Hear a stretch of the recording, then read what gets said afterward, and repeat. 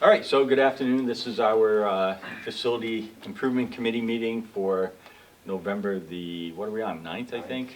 So thank you for everybody who was able to make it. I know we had some members unable to be here tonight, but the intent of tonight's meeting is really to do a walk around at LMS.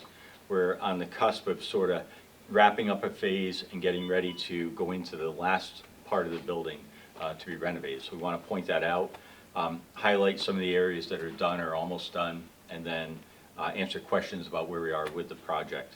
I'm sure everybody's aware, one of the challenges we have with the timing of the equipment arriving is that we're now into the heating season, although you wouldn't know it by last weekend's weather when it was tropical in New England, but then of course it snapped yesterday and we're back to nice old 30s and here we go.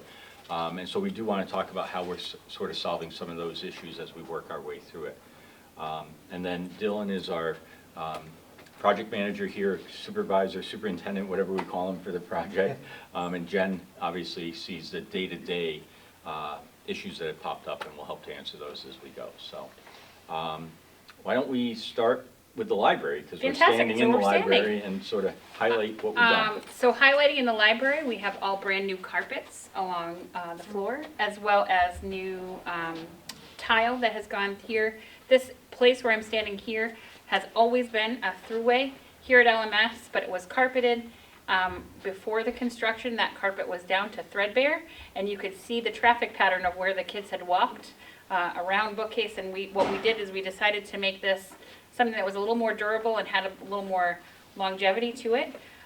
You see that Mrs. Provenzel has started to move the shelves and books back in. It still looks a little bit bare at the moment, but she's only had access to it for about a week, and she's probably got the most stuff to move back in. So we also painted all of the walls, and you'll see one of the things that we did as kind of a cost savings measure is throughout LMS you're going to notice that we have doors that are every color of the rainbow just about, and we're looking for some consistency. But as we looked at how much it was going to cost for the professional painters like Dylan to come in and paint, it was a pretty sizable change order, very expensive, and something that we weren't looking to do. But we did want to make our school look nicer. So our teachers have started a painting party, and you'll look at that end of the library. We've started to paint the doors with the leftover paints that we had. It is zero cost to Litchfield and to the school district because it's paint that we already had in our possession, and working on covering up the, we call it the romper room doors. They definitely were cool in their day, not to disrespect anybody who painted them at the time, but we're getting to the point where we're going to have that Litchfield blue all the way through. A couple of other things just to point out here in the library. So you have to go way back for a second. This had skylights in it that were leaking, and they were not energy efficient because the heat, of course, would rise up into the skylights, and that was not an efficient way. It did provide some natural daylight into the library, because the library is an internal space where there's not a window to the outside. However, they weren't efficient. So we blocked those off, and they're now permanently capped. That was prior to North Branch arriving. But I will say the new lighting, the LED lighting in here is much, much better. Because I think the old lighting was designed to work kind of in concert with skylights. So when they got closed, it just felt darker in here. And the LED is a much better light for the library and for the students that are in here. And then from a heating and ventilation point of view, this space has been repaired. So it's actually comfortable in here. I don't know how other people feel, but it's not freezing by any stretch. So there is a comfort level in the library at this point in time. And Dylan, is there anything else you want to say about the ventilation or the heating component to what is going on in here now? Yeah, so there's a lot more benefit to what we've done. So all of these grills and registers you see up here in the ceiling actually have filters right at the tile line. So maintenance-wise, it's a lot easier to help swap filters, change filters, so you can do it on a more regular basis, rather than trying to get up in the ceiling, get into the units, which sometimes tends to get overlooked. Your filters are now right at the ceiling level, so very easy to replace and swap. All of our ducts are lined, so energy efficient. These units are really efficient in what they're doing. So top of the line system from top to bottom, both ventilation and heating and cooling side, which we'll see more of as we go into the unfinished areas. And a lot of the work that has been done here at LMS is all truly out of sight. It's all things that happened above that ceiling grid and ceiling tile. So when we do some of the tour today, you're going to be able to take a look at some of the open ceilings that we have in the areas that are currently under construction and see some of the really amazing things that are happening throughout our day. And for those of you that have kids here at LMS, we hear it, we see it, we smell it sometimes, but we are doing our best to keep it in times that are not impacting that learning time while maintaining a construction schedule that we want to move along as quickly as possible to get things done efficiently. So the old projector there, I noticed that in a few of the classrooms when we were touring before school started. Is there a plan to replace those tiles? Right, but is that going to stay there as is? The drop-down stick? The drop-down stick, yes. I believe there's a conversation that we have had with IT to talk about taking those out. The thing underneath that is there's electrical that's associated with it, so we have to make sure we safely cap the end electrical. So right now, the way that it is, it makes it safe. It's not pretty, but it's safe. JD, I think the other long-term plan from IT, so this Right. is a projector, but the new line panels, which we'll see as we tour around, Right. are more effective. You know, the bulbs in one of those things are several $100s, and so they've proven to be technology that was good at the time, but the panels seem to be better. I remember seeing those in the summer and just kind of wondering, I think maybe Brian and I had talked about it too, like, were they going to stay, were they going to go? So we have been able to, with the help of IT, replace a lot of our dated ceiling mounted projectors, because some of the projectors that came down were 10 or more years old, which, as Dr. Jetty said, those bulbs are $300-400 easily to replace, and you know, things were failing in all of them. So by being able to replace those with those new line panels, it didn't require us to have to reinstall them on the ceiling as we walked about. So you'll see those new lines as we do our tour today. Yes, so if you, So there's only one in here that I've seen. I don't know. so this is your VR, when we go to the other side, we'll have an exposed side. So we have one VRF unit, which is, you see a red dot, it's somewhere in this vicinity. So this is the return on it. Okay. So this is where all your return air is coming for your heating and cooling system. Your filters for your air filtration are up at the main units, which I think we're going into a mezzanine, right? We are. So we'll look at those ones. So this is just for your heating and cooling side. This is sort of like the problem that we solved at the high school. If you remember, they were in the Take the whole unit ceiling that was apart. up above the ceiling. You had to drop the whole ceiling grid to get at it, so we exposed those. In this case, you know, it's a much more smart way to proceed, because it's just pop that panel down, swap the filter, and put it back up. I was You'll- curious, but there's only one in the room, that's why, but it's the return. It's a return. And you'll also see in some of the rooms, we have transfers, spaces that don't have their own units, smaller rooms. You'll see the transfers also have filters in them. And when we go up in the mezzanine, you'll see the old system and the way it was there. It's not a pretty sight, and changing filters up there, you'll understand why this is so much better. It's better for air quality for our students and staff to, you know, be able to make that switch very easily, not a lot of labor for our staff. So it'll be much better to stay on top of. And also, while we're in this space in place, looking at all of these lights, these are all set to, I think they're set to 100% right now, but they're all going to be dimmable and programmable to help us with that energy savings and that cost savings to our taxpayers. And those are standard filter sizes. Yes, It's like yes. right off the rack. That's the other thing is, what we learned is the old system, they kind of had to create a custom-made filter to go into it, which is not an easy thing to do. Much better to buy something that's kind of standard size. So this is a big improvement. Believe it or not, right now, it looks like an office and a student work area. This used to be locker room. This used to be part of our girls' locker room. And this is one of our reclaimed spaces that we were able to get back from that really huge wasted space. You can see right now in here what we have set up is some of our special education teachers, as well as some of our interventionists who have the opportunity to work with students in this space. They have a chance to collaborate and gather in this location. And this was space that all last year was never used. For many years. Well, that I can recall Yeah. from last year. All new carpet in here, obviously. New paint, new walls. Right now, I have 5 teachers in here. One is a part-time reading tutor, and the other is our speech and language pathologist who's not here every day. So she's here on a rotating schedule. We share her. And where were they before? Everywhere we could squeeze them into different locations. I will show you the office that they shared before. The same 5 teachers were smushed into a space that probably went as far as Brian is here. This little location on this side would be where they were squished before. So. And there was no room. And no room for students. Right.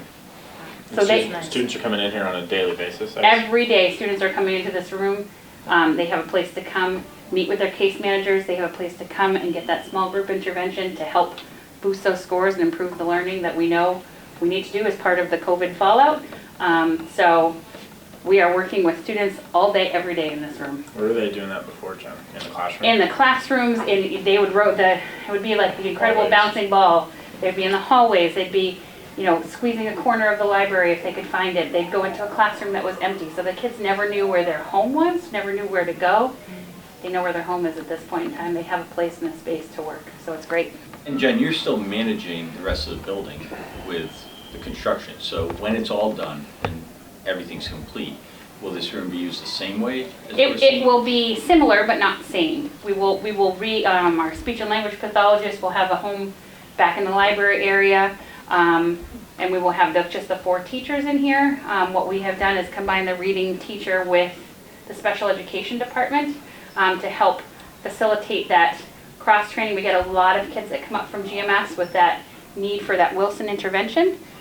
We spent some time last year having our special educators trained so that they can now administer those services, and we can use our reading teachers for Tier 2 intervention, what we call it, so they can really be meeting more needs of more students in a given day. But it's that cross-training that's allowed to happen while they're in here working together. They can talk, share, collaborate, see what's going on, and work together. All 5 of those teachers that we were just talking about in that bigger space, this is where they were squished in last year. This year we have it with our school psychologist and our school social worker right now are sharing the space.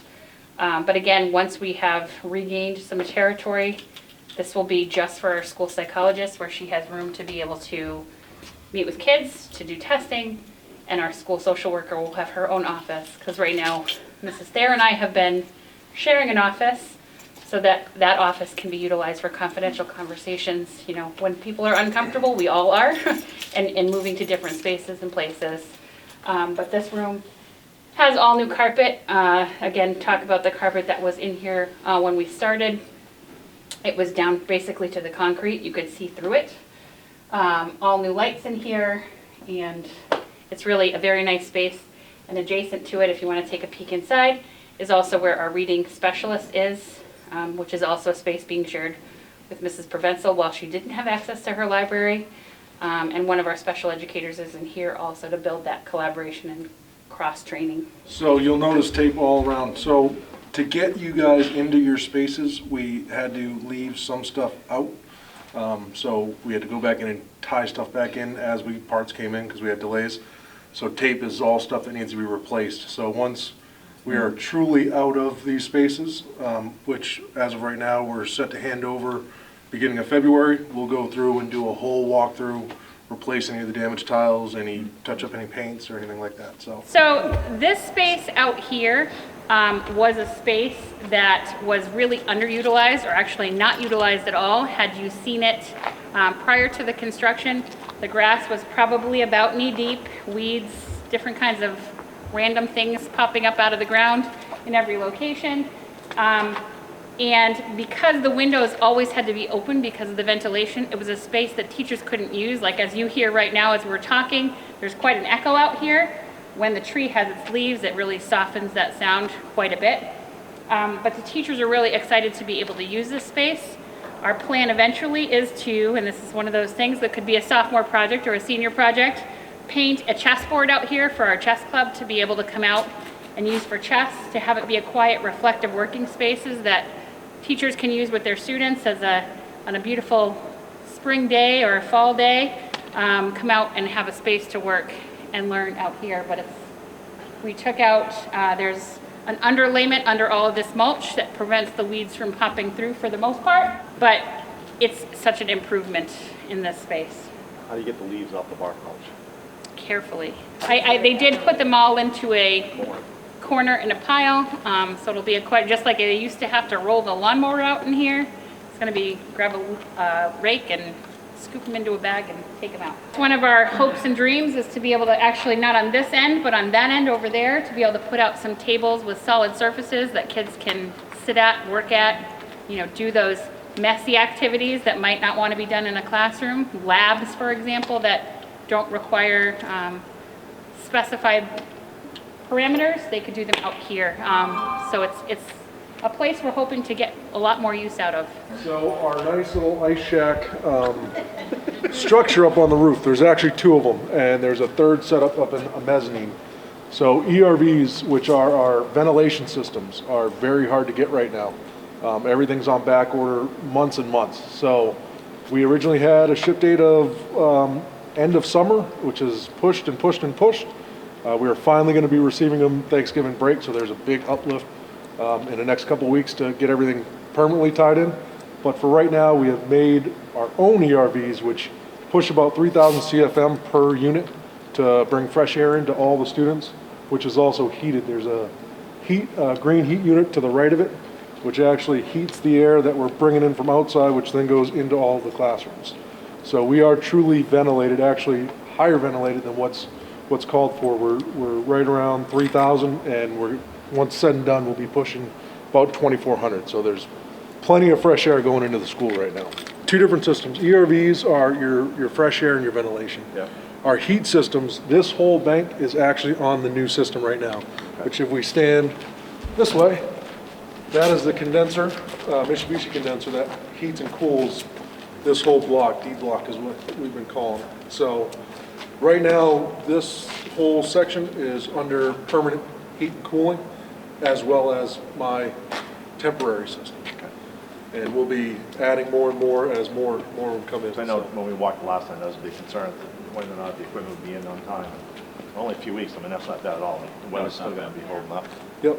And the North Branch has been more than accommodating in regards to making sure that people are safe, comfortable, and have provided, when the warmer weather was here, provided fans to each of the classrooms. And in the cooler weather, while waiting for the heat to arrive, there have been safe space heaters that are plugging into those special outlets that we put in each of the classrooms, so they are warm and comfortable. This classroom that we have now entered, again, is one of those reclaimed spaces. This was part of our boys' locker room. For those of you that remember taking a tour or coming here when you were in middle school, the large gang shower was about in this area right about here. And now what we have instead is a classroom that's utilized for our special education students. It's a nice, big, safe space. They have their own bathroom, the access to the gym on this side, a brand new window to the outside, and it's really a great space for them to be able to work and learn. This, you have to remember, the portables. We had 4 portable classrooms, eliminated those, recovered 2 spaces, this one and the other room that we were in. And with declining enrollment, this will meet the needs of the school for the projected future. So this is how we were able to do it. It's tight today because there are classrooms offline, but we're going to have more before we know it. in the end, the school will be properly sized, and you can see again that this was wasted space. Welcome to our girls' locker room space. This was always here, but we have really updated it and adjusted it a little bit. We shrunk the size of the lockers and have plenty for our girls' teams to have access to store their things once they're ready to work. We put in all new bathrooms and toilets, bathroom partitions, as well as 2 brand new showers in here. And as you're standing in here, or we're standing in here, we're smelling the epoxy floor that was just finished this week. And a couple of days ago, the smell was definitely a lot stronger than it is today. It was blocked off, and they had fans in here to suck out the air to make sure that our kids were safe and the environment was safe for everybody that is working. And the longer we stand in here, the less you smell it. But in fairness, all the paint and other materials used, they're using the lower volatile stuff. You just can't avoid it on a locker room floor. In this case, you had to have the more industrial chemicals involved. So, Smells new. Smells It does. new. New car smell. Speaking of new, we have the new showers there behind Brian, and the girls' locker room has the teal and the blue tile stripes, and the walls have a totally different, lighter and brighter color for the girls to come in. Supposedly, it's supposed to make them look happy and healthy in the mirror when they're coming in to check their makeup. They're going to be great. Hope it doesn't make them spend more time in the bathroom, but we're glad to have the color. Speaking of the bathrooms, we have brand new sinks and brand new toilets, which I already talked about, but these are virtually indestructible. They're those that are meant to stay. So remember the July tour? Yeah. We were in a sand pit, Yep. right? So just remember that. There was that metal pipe laying on the pile of sand in the middle of this. Incredible. And now we're standing in that same space. So they've done a very nice job rebuilding. And this is adequately sized for a PE class, for a basketball team. This is what we need. We didn't need the behemoth of maze. And the shower stalls will both have a shower curtain that goes across them so that if there's someone uncomfortable changing out in front of everyone else, they have 3 stalls over here as well as being able to go into those shower stalls. If they don't use them for a shower, they can use them for a changing space. And hooks, so they can hang stuff on. So we went with a grip, so this will last for years and years. Yeah, because I mean, it's holding it, like, Yeah, no, it's specific non-slip, so okay, this treatment, even with the clear coat on top of it, you'll still get the grip. okay. So, Okay. yep. You just tear your feet up, that's all. Yeah, exactly, don't walk barefoot on it. For sure. You noticed it was dark when I first came in. As I walked down the hallway, all the lights came on. Those are timed to go out after, I think, 30 seconds of not Yep. sensing movement or occupancy. So again, it's one of those cost-saving factors that as soon as we walk out of here, even if I don't hit the light switch, these lights are going off in 30 seconds. Where else do we have those in the building? In all of the hallways, as well as in the classrooms, have the same type of sensor. So is this vent different because it's gonna be taking steam and things out? Dylan? Say, what was the Is question? this vent any different because it's gonna be exhausting steam? So material is different, it's a galley, so it's not gonna rust on you, but same system that's drawing it through. Each of these bathrooms are on their individual fans. They're tied together, but they do just the bathrooms, so they're separate from the other systems. Okay. So here we are in the boys' locker room, very similar. Many of you have noted we have a different color on the wall in here. That's for a couple of reasons. Because these were new spaces for the kids to use, we wanted to make sure as they walked in, it was a visual difference. We could have chosen to paint both the same color, but then we would accidentally have girls walking into the boys' room, boys walking into the girls' room. Now they kind of know the difference. The showers have the different colors on the inside as well, so it's another visual change and difference, the 2 blue stripes versus the blue and teal. In here as well, all of the new epoxy floors, new lockers, new bathroom partitions in there. So it's laid out a little bit differently than the girls' locker rooms. You see the bank of lockers on either side, but it's the same number of lockers and the same amount of seating.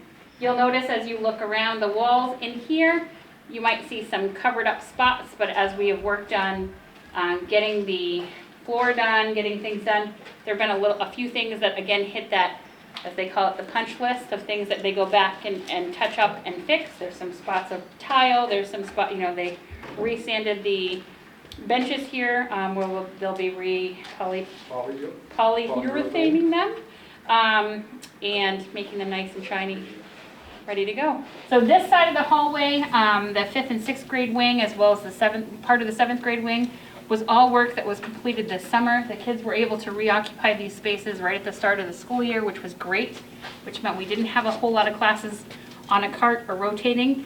That's all about to change, however, as we go to the next phase of construction, and we're going to walk over to that side of the building here in a minute and see what that looks like and talk about what that means for spaces and places available here at LMS. So we got these classrooms back. The old FACS lab, the science classroom, and one of our Spanish classes have been returned to us since the start of the school year. So then we moved on to our next phase, which includes our tech ed classroom, our 8th grade science classroom, and one of our science classrooms, who are currently in redesignated locations.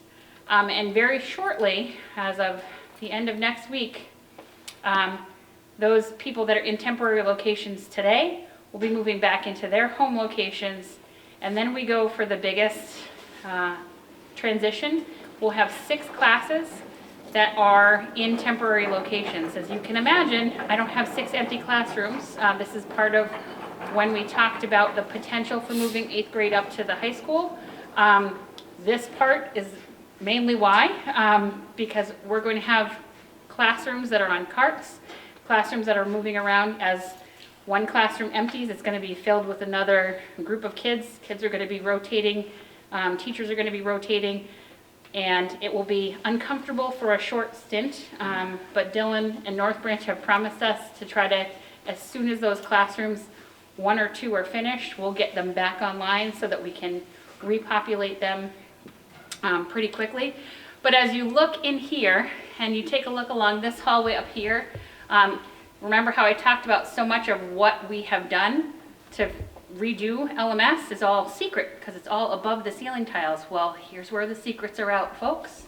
You can see along the wall up here, the red line along the classroom. One of the things we found out when we took the walls or the ceiling tiles down is that we were not quite fire safe.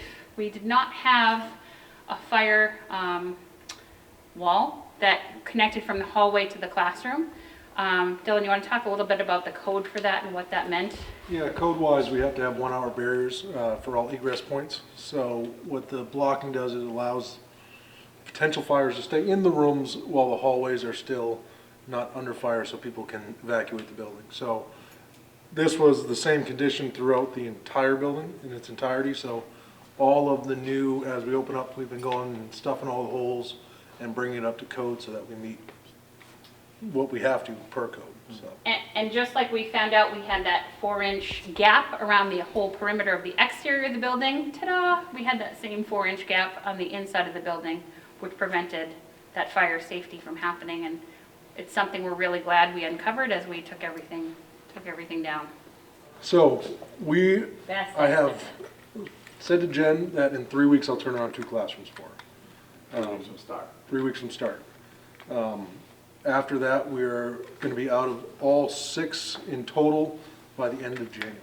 So January 19th is when I'm set to turn all 6 back over. As soon as the kids are gone for Thanksgiving break, we go to work. We will be starting the move for those kids in 8th grade. So the classes that will be going offline are the remaining 3 8th grade classes, Mrs. Garrett, Ms. Connors, and Mrs. Sweet, who will be back.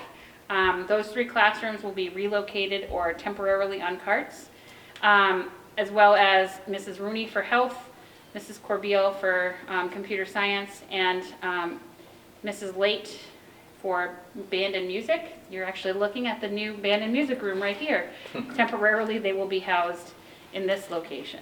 As we round the corner, I will show you everything that needs to be done in the short amount of time when the kids aren't here. So 3 weeks is a pretty good turnaround. Yeah.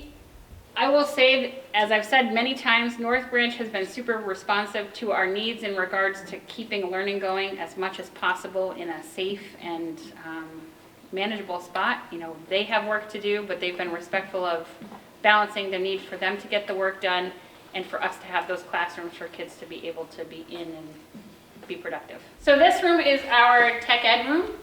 For those of you that were here before, remember that it used to have a lovely garage door feel, which also let the cold air in and the warm air out. Kind of felt like a little bit of a cave.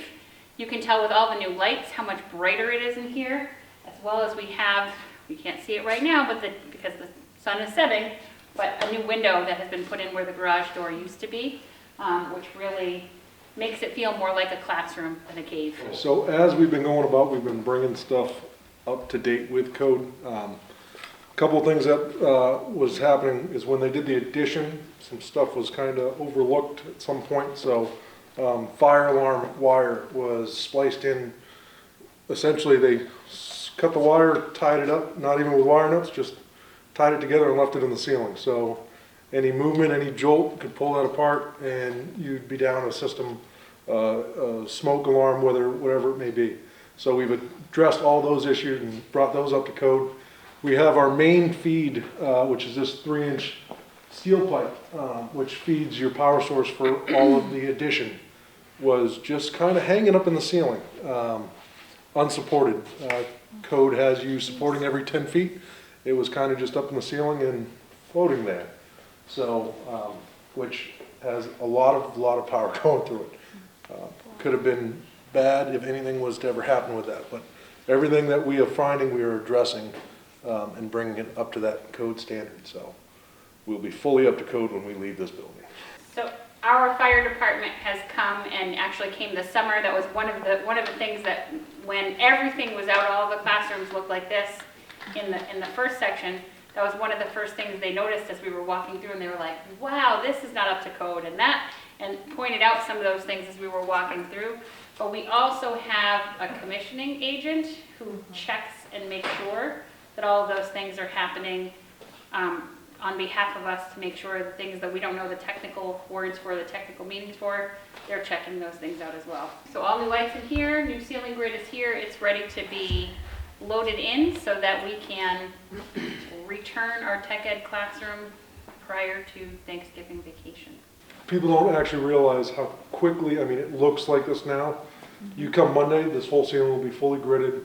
It'll look completely different. So every day it changes. Yeah, so right now we're still heating the 8th grade hall with the boilers. When we take over that space, the heat comes offline and we'll be down to one boiler because that heats our hot water. Our hot water, we finally got sorted out which style tanks we're going with. We're actually going to do multiple tanks for redundancy. That will be in end of January, so beginning of February we will be completely off of oil.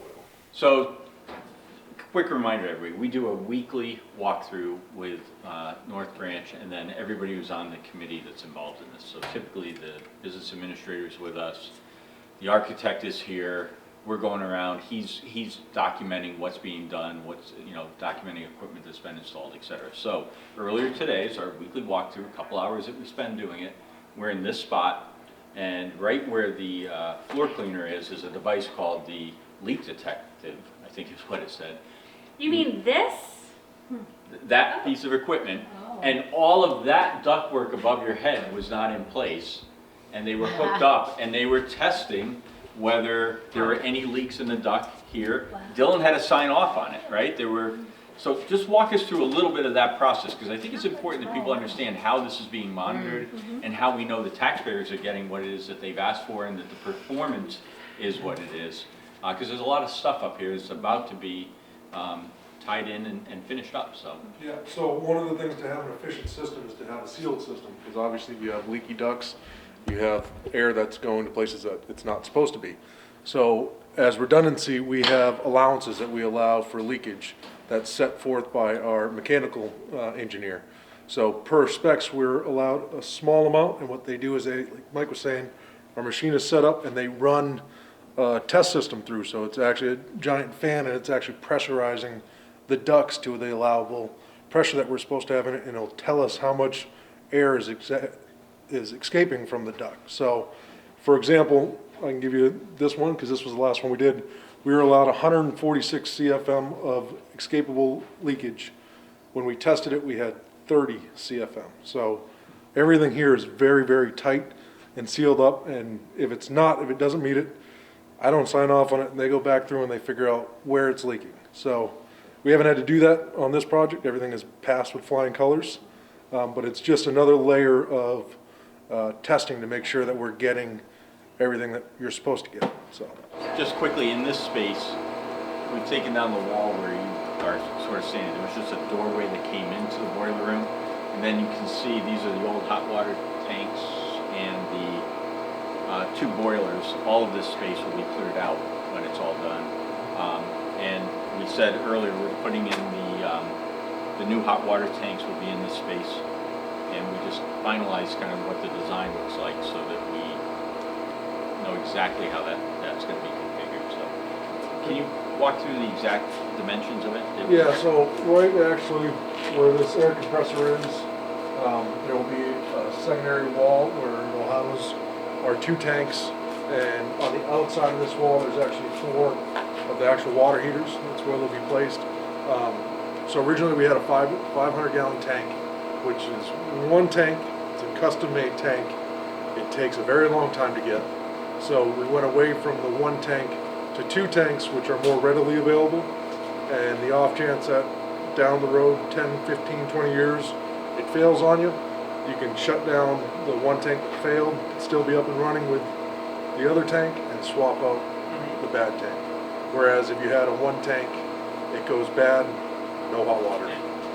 So these two are fed off of a massive heat source. We have 2 massive boilers that are able to heat up water really quick, where our new energy units take a little bit longer to regenerate the heat. So it's more of a storage. It's about the same capacity, but it's because you're not as big of a heating system. You're not wasting all of your oil and fuel to get that up as hot. So that's why it's needed for the bigger tanks. The new ones are like air source heat pumps, so there's the condenser on the outside wall. So you know, it just takes longer. So basically, they'll charge up overnight and have the 400 gallons of hot water ready, but you can't just recharge them during the day.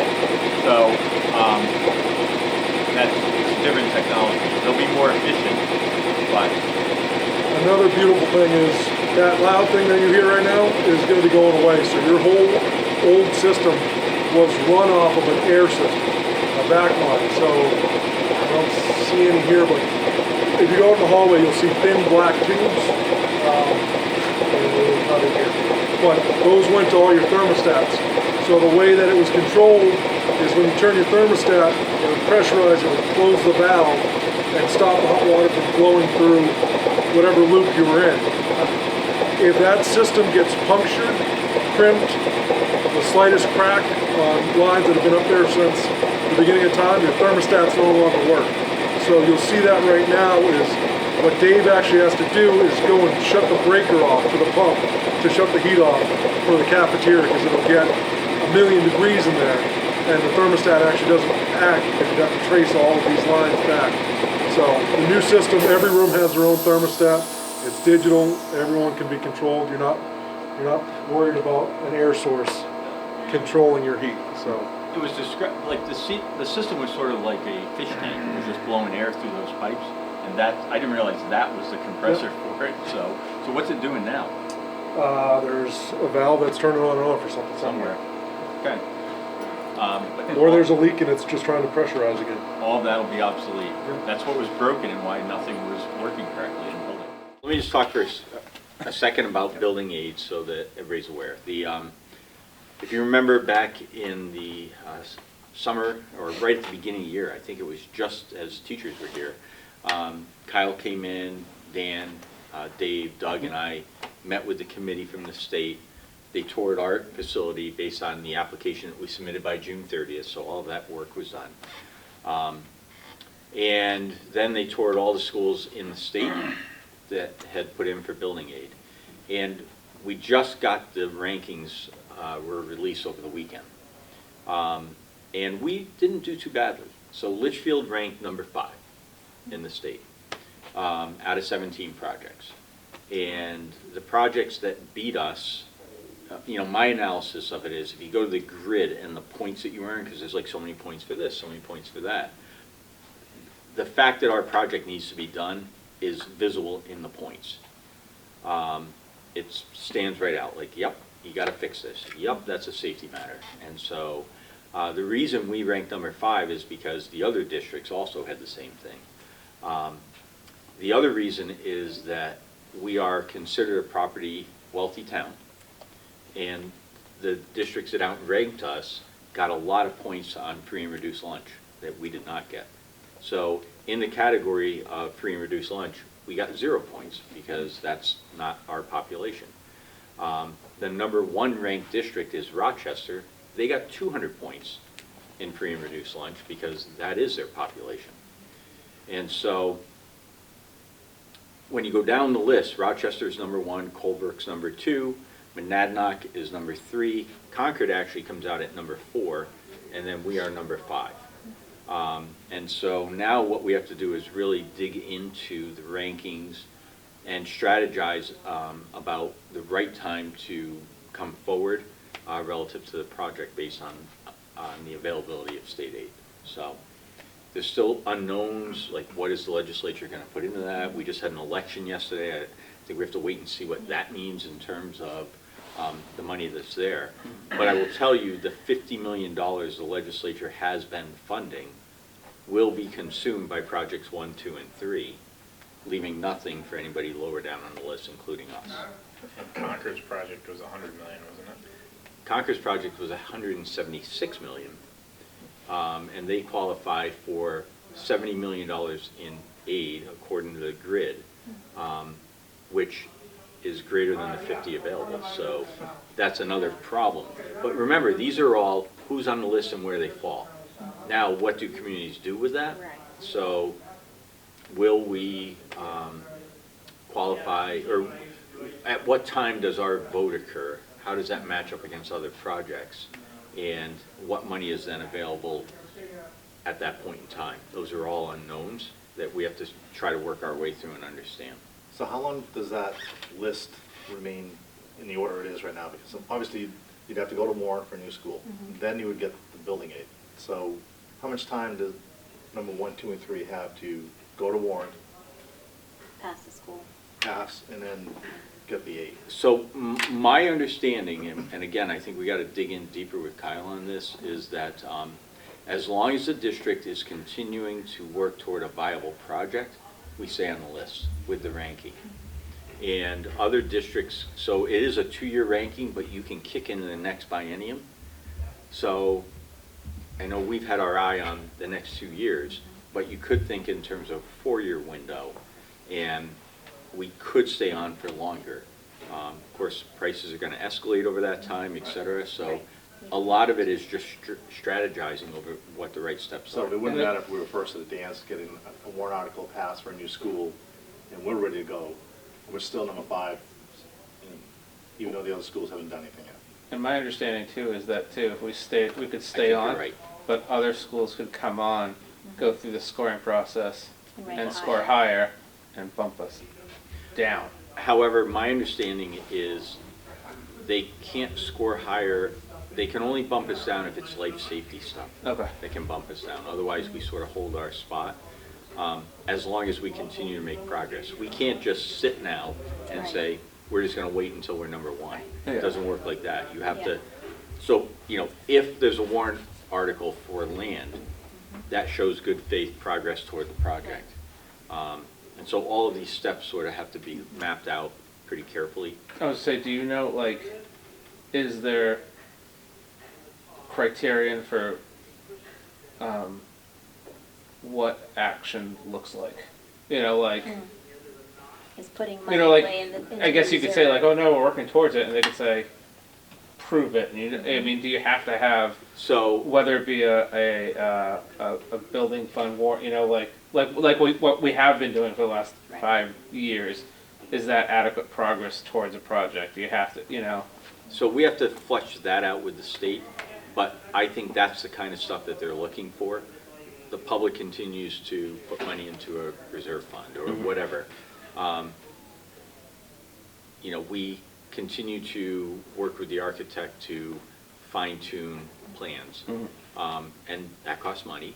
So I think all those things are seen as good faith efforts. But I don't think you have to suddenly do a half of the school kind of thing, because yeah, you're talking a big price tag. yeah. And remember, what Kyle has said to us all along is every year inflation makes the project more expensive. So, waiting for the building aid versus, Could be a wash. it could be a wash, right? You wait so long that the cost of the project has consumed any of the building aid, but. How does Concord work? I know they don't have a budget committee and the same structure. They're not an SB2 town or city.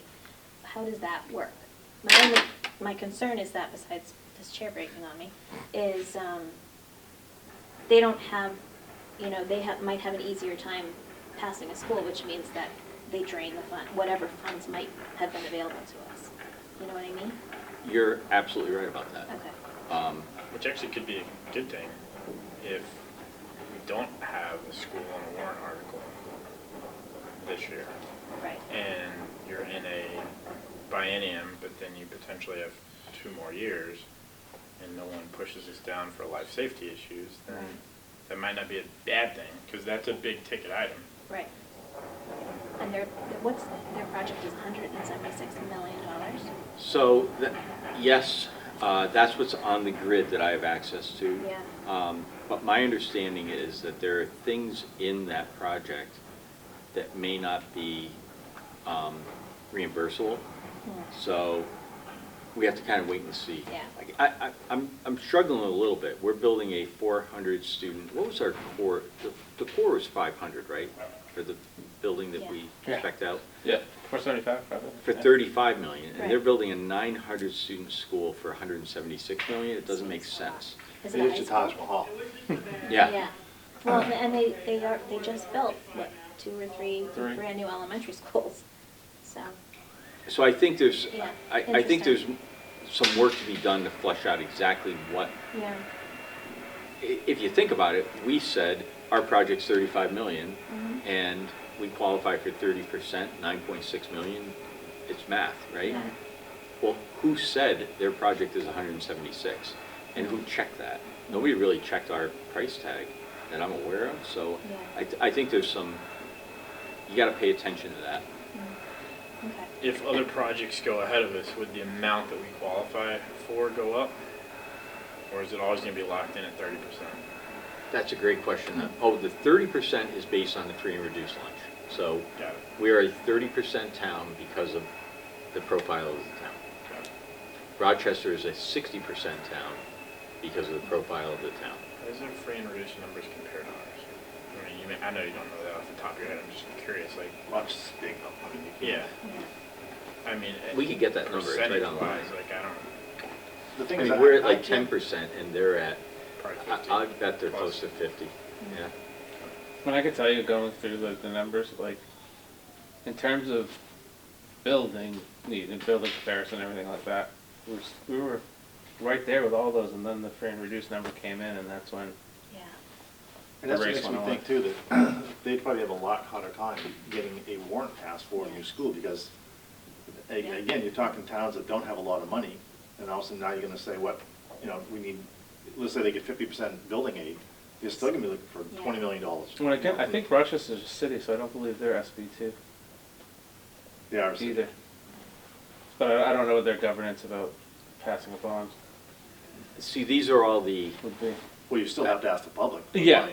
yeah. Well, that's what I'm saying, you may not though, Brian. No. It may be the city council. City council. Right, because That in does it. Concord, it's a city It's, council. yeah, it's through the budget, their city Yeah. budget process. Right. So it's, you know, comparing those apples to apples, and then you take Monadnock, you're talking a regional cooperative of, I think there's like 9 little towns around Keene. So, you know, what does that look like in terms of, again, they've got to bond a portion of that in order to access, I think they're at the 55% rate, if I'm doing the number correctly off the top of my head, but that means they got to find the rest of the money. And do they have to, like, do these super majorities from all those little towns? Well, it's probably one cooperative meeting, but people from all towns can go, and you just don't know the politics of that. Yeah. Ours is relatively simple, it's one town, one vote. Yeah. It's still a big ask, Yeah. Right. but So we put on our capital improvement plan that, you know, this year is, on the warrant, will be the 500,000 for the land purchase, and with the ask next year. So, I mean, we will know after March, I guess, right, which towns are going ahead with their project and Mhm. which ones aren't, and what we might get for building aid. I had a quick chat with one of the other superintendents on the list, and the comment was, now we have to sell it to our community. So, again, they're aware of that, acutely Oh, aware of yeah. that, and are they thinking of this March? Are they thinking of March of '24? Right, that's the whole big question, right? Because this biennium is for this March vote, Yeah. for money that becomes available after July 1st with the new legislature. Mm-hmm. Do you remember if, I remember we talked about this, but if they had a failed bond, can they try again in year 2? I believe they can. Okay. Yeah, I don't think you can beat them to it. You got a positive, yeah, it's, Yeah. again, these are all the little rules that go along Yeah. with trying to qualify. But if,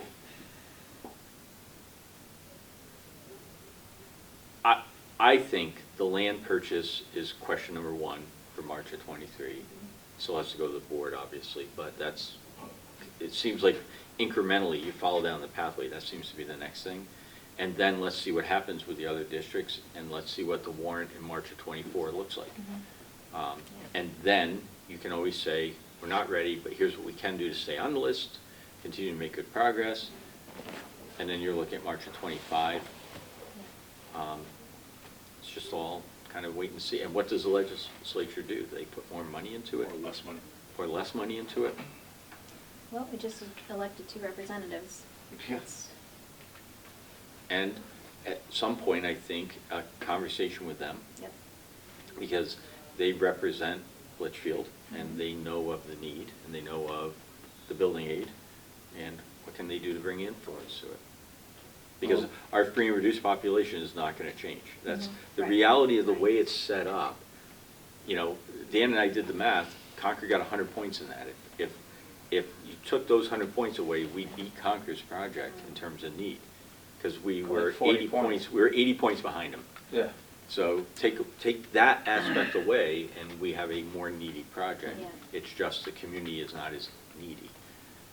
So, As we're going through, I kept asking, I'm like, where are they getting their Yeah. point? Because everything was like, we're 75, they're 60, we're 75, Right. they're 60. Like, it kept going back and forth. I'm like, where did they get? And it's like, oh, It's- they're 100, we're 0. I'm like, there it is. I actually think if you take take Rochester's 200 points away, I think they're in the same need Yeah. as we are. Okay. So, Interesting. Well, at least fifth is encouraging. I mean, compared to, I Right. know what we talked about like some months back, it's like, yeah, there's a lot of schools that be way ahead of you. I mean, Yeah, we're fifth, I'm so- surprised, I mean, I was pleasantly surprised to hear 5th. I thought that was really good. for And it also Litchfield. tells you the need is there. Definitely. I'm glad you're all happy. Does that money flow through the House Education Committee? Is that the group that, or is that a different? it's, Different committee. so JD, there is another name for it. It's, Ways and means? you know, it's like School Building Authority or something. There is some outside group, but what I don't know is if House Ed touches it. I asked that because I know Ralph's a part of that. Exactly. Mhm. Exactly. And they certainly would have some influence on it, I believe, but the memo from that committee, this school building committee, to the state board, it's being heard by the state board tomorrow. It's on their public agenda. And the memo is signed by Greg Hill, who is a representative out of Northfield. So he must chair that committee. But I would think House Ed would weigh in somehow, but Yeah. maybe I'm wrong. So that's the Yeah. update on it, and Kyle and I talked this morning. We're gonna try to dig in and resurrect a little bit and map out a little bit more of a plan on what we could do going forward, so that Yeah. we keep making headway on it. Because to Dan's point, it's not a good situation, and the state has recognized it is not a good situation, and it needs to be addressed. Yeah. So, With your money. Yeah. exactly, right, Brian? Okay. All right, All right. anything else? Nope. Awesome, well, thank you all. Thank Thank Good you. afternoon.